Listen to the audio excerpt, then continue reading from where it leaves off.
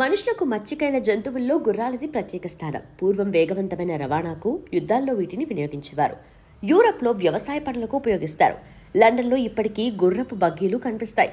యంత్రశక్తిని horse పవర్లో కొలుస్తారు. ఇవన్నీ కూడా గుర్రం ప్రత్యేకతలను చెప్పే అంశాలు. ఇక హార్స్ రేస్ గురించి తెలిసిందే. నాణ్యమైన జాతి గుర్రాలను మాత్రమే రేసులకు ఎంపిక చేసుకుంటారు. ఇందులో థోరో బ్రెడ్ అనే బ్రిటిష్ గుర్రాలు అత్యంత శక్తివంతమైనవి.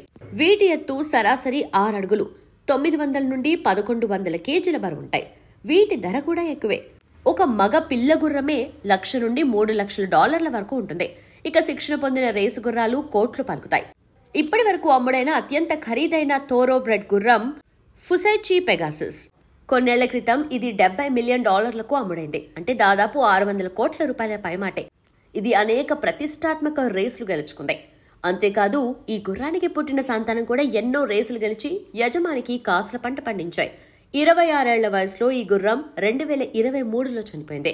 అత్యంత ఖరీదైన రేసు గుర్రంగా ఇది చరిత్రలో నిలిచిపోయింది. ప్రపంచవ్యాప్తంగా థోరో బ్రెడ్ గుర్రాలు 5 లక్షల వరకు ఉండగా మన దేశంలో 9,000 వరకు ఉన్నాయి. వ్యాధుల బారిన పడకుండా వీటిని జాగ్రత్తగా కాపాడుకుంటారు.